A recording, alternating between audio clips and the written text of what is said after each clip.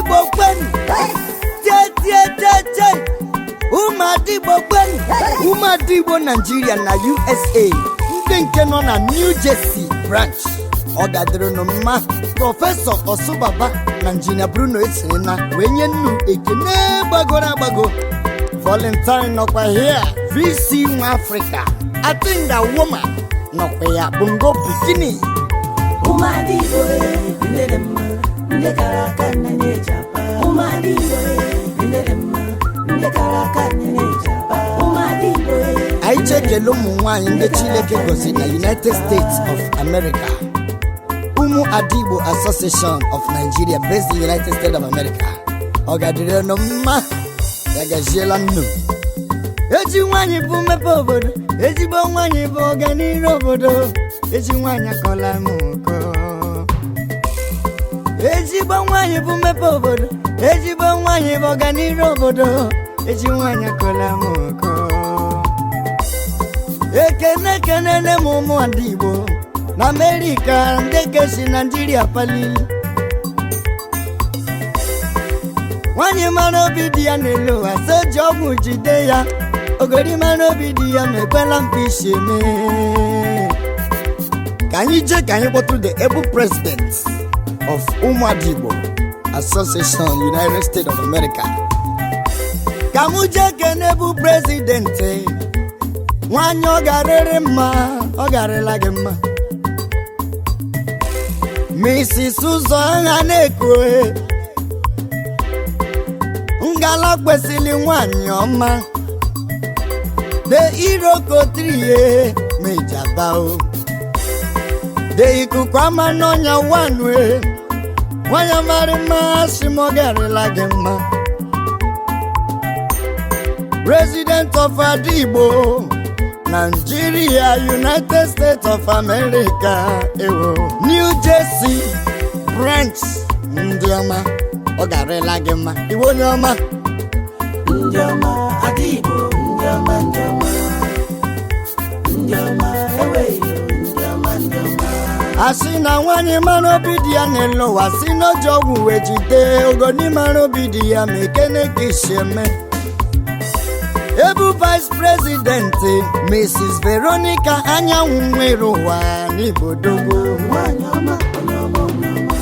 ka mụ kpọtụrụ metron anyị Mrs. Esther Ohene nwanyị Chukwu chọrọ mma nwere kenezinu ebu PRO Mrs. Charity Okereke nwanyị ọma n'Ibodogo ada ndị Igbo n'ịgadio nekenezikwanụ awa PRO Mrs. Amaka Nwosu n'ịgadi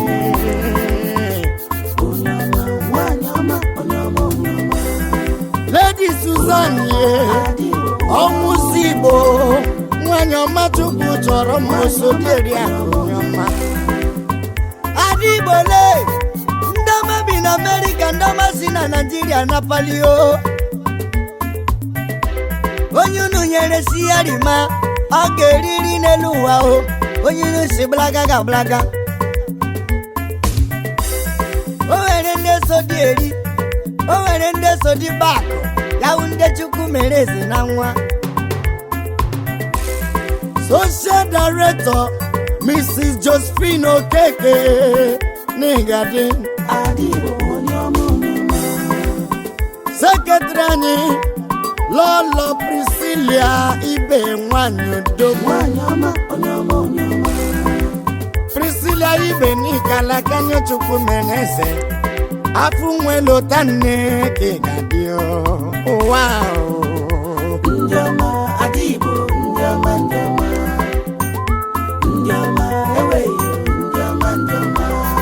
ana m ekele Mrs. Eugenia Keke n'Igalaka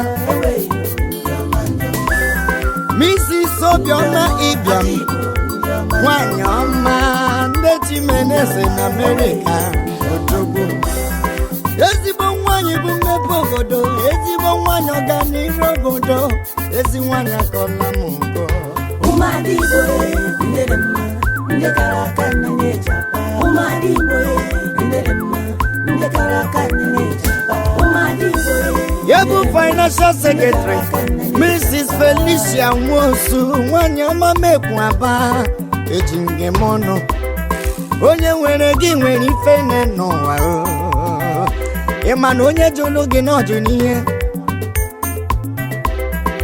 Assistant Financial Secretary Mrs. Fidelia Emesue nwanyị ọma n'Igalaka onye ọma n'Ibodogwu Mrs. Vera Arachie Eme o mepụrụ m ogbenye nwanyị ọma Chukwu so gị n'azụ asị na nwanyị na-eme ọfụma n'ụwa na Chukwu na-edu ya Mrs. Vera Chukwu na-edu gị ka mụ na-ekwu ọsụ ekenene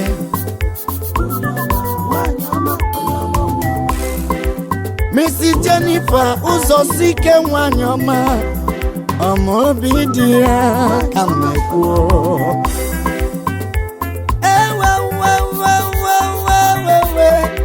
ndọma na Amerịka ụmụada Igbo ndọma si na Naịjirịa palie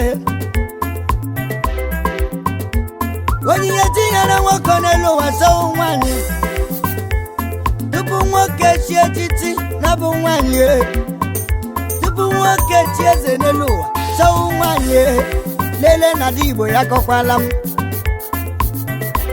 ogorima n'obi dị ya bịaru m aka o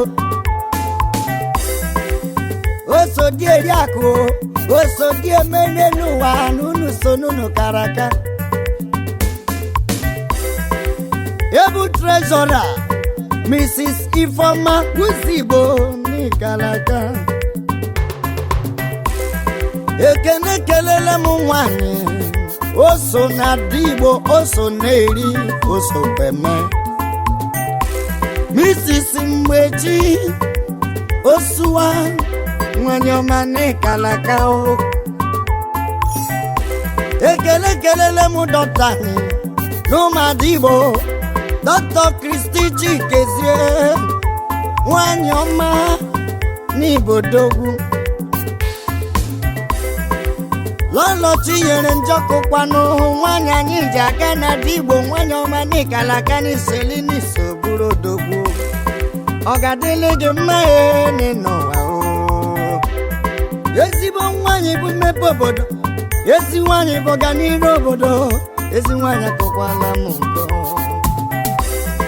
ezigbo nwanyị bụ mmepe obodo ezi nwanyị ọganihu obodo ezi nwanyị akọkwala m nkọ ndị ọma ndị ọma ada Igbo ndị ọma ndị ọma ndị ọma ndị ọma ndị ọma ndị ọma ada Igbo ndị ọma ndị ọma Dr. Chichi Obiora nwanyị ka ibe ya mma elemukpegbu ewu na ị ga-adị Mrs. Angela Ugwu mmadụ eleukpegbu elefanti nwanyị ọma n'Ibodogwu n'ụwa Ebu Provost mekwa bamba na dị Igbo gị ka mụ ji aga Princess Augusta Njemanze nwanyị ọma mekwa bao Princess Augusta Njemanze nwanyị ọma n'Igalaka ogorima n'obi dị ya n'elu ụwa mekala ka isi eme onye n'ụwa lọnụ ka isi alụ onye n'ụwa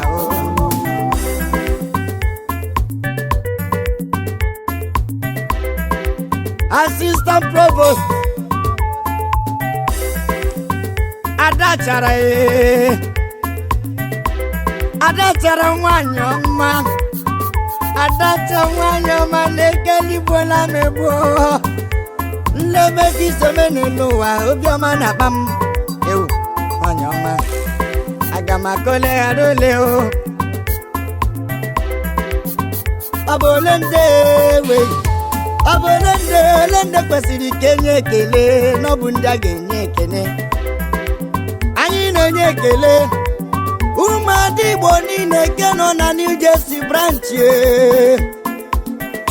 anyị ekenene ndị otu anyị niile ụmụada Igbo ndị nke nọ na New Jersey branch anyị si na gara ilu nụ mma onye buru ebu asị m na ọ bụtala onye kara aka bụkwa ndị kara aka ọ bụ onye ka mụ na-akpọ ebu prezidenti nwanyị ọma ka mụ ji abao ọ chọrọ mmadụ Igbo ka mụ na-akpọ anachi n'Igbo na nkịtị anachi adị Igbo na nkịtị ochichi nwere onye o kwesịrị ekwesị ya ka na-enye ọchịchị ebu prezidenti Mrs. Ụzọ aha na-ekwe nwanyị ọmarị mma ngala kwesịrị ekwesị the hero kotrie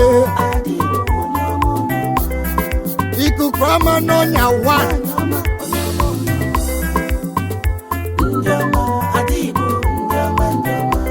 kedu ndị anyị na-ekwu maka ụmụadị Igbo niile ndị ke nọ na New Jersey branch anyị si na ọ ga-adịrị unu mma anyị si Chukwu gọzie unu niile ebere anyị na-ebere unu eje ayọbụ isi ije aka unu si weta ka Chukwu ga-esi nye unu ụmụadị Igbo unu ga-amụ wepụo onye ire aga ahụ unu n'ụzọ ụmụadị Igbo ka anyị na-ekwu Adị Igbo Adị Igbo Adị Igbo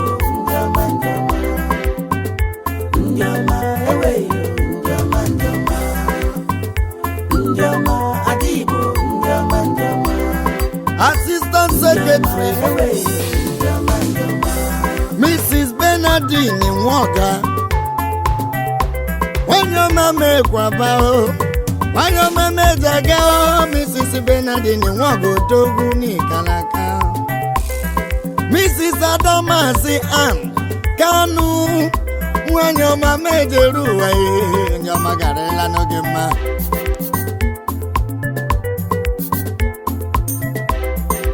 Mrs. Florence Nwiwu oge n'ime n'obi dị ya mekele kisheme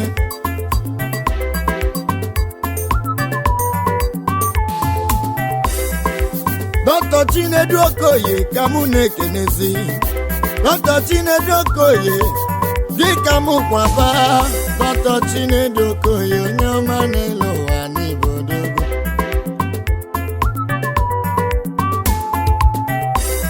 Mrs. Stella Ugoarụ onye ọma dị mma onye ọma mejere ụwa Stella odogwu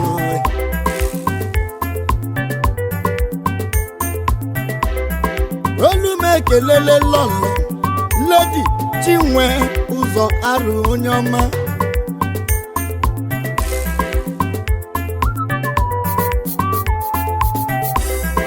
ande jemona belano ande jeje mbebelano ụmụadị Igbo abịado ande jemona belano ande jeje mbebelano ụmụadị Igbo abịarola n'elu igirigi ụda tụrụ na mba nụ na mba ụnamnana girigiri bụ ugwu eze elu otu aka m ji wee bilienu ka m jezienu na United States ebe niile dị iche iche ka m kelee ụmụadị Igbo ndị Chukwu mere mma ogonima n'obi dị ya mekele n'ukwu n'ucheme ewu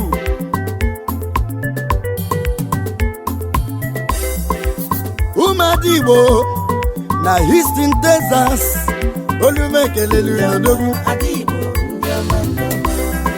ụmụadị Igbo na Atlanta, Georgia ndọmanọgadịrị mma ekelele m ụmụadị Igbo ndị ke nọ na Washington DC ndọmanọgadịrị mma kelele m ndị ke nọ na New York na New York City ọ garịla n'ụlọ the able founder of ụmụadị Igbo Association Dr. Lolo Uzamaka Kate nwanyị ọma ezofoyi Nigeria ka mụ na-akpọ onye ọma na ọ garịla gị mma ọchịrị ọrụ odogwu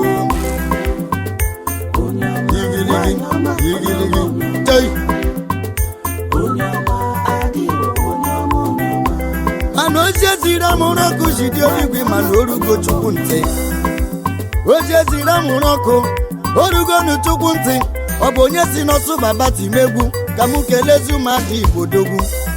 Ọ bụ ya ka mụ na-akpọ Frakas, executive producer onye ọma mejere ụwa n'ịkalaka. Anyị Vale Frakas Amadi Val Media Incorporated Odogwu Pinnacle Records and Films nyama meja aga. Echi nwa mụrụ na Naked Owerri ka mụ na-akpọ. Ọ garịrị gị mma onye ọma bi na New York, United States Odogwu. Mrs. Priscilla Achileke Amobidia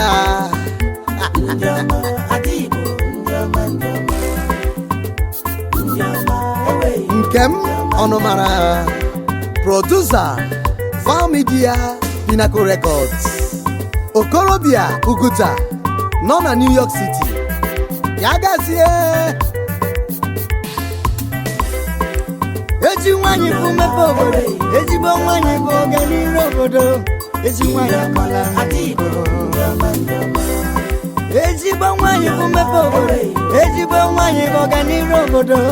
Eji nwanyị akọla ekene kenene m ụmụ Igbo na America ndị kesi Nigeria kwado. Nwanyị mara obi dị ya na-eme ụwa soji ọgwụ jide ya. Ogori mara obi dị ya na-egbela mkpa isi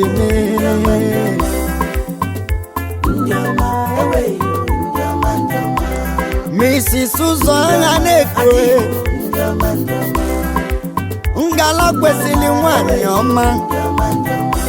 The Iroko Triye Mejabao The ikuku ama n'ọnya wanwe nwanyị mara mma si mogarila gị mma.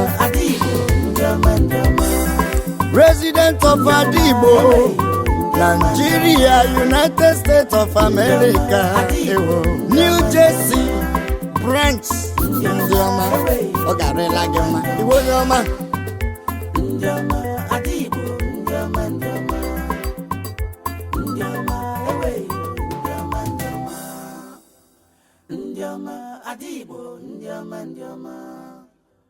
Ndioma, ewe yo, ndioma.